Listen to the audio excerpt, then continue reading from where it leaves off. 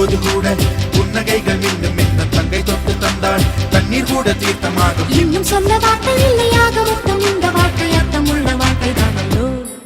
சந்தோஷ சாரதி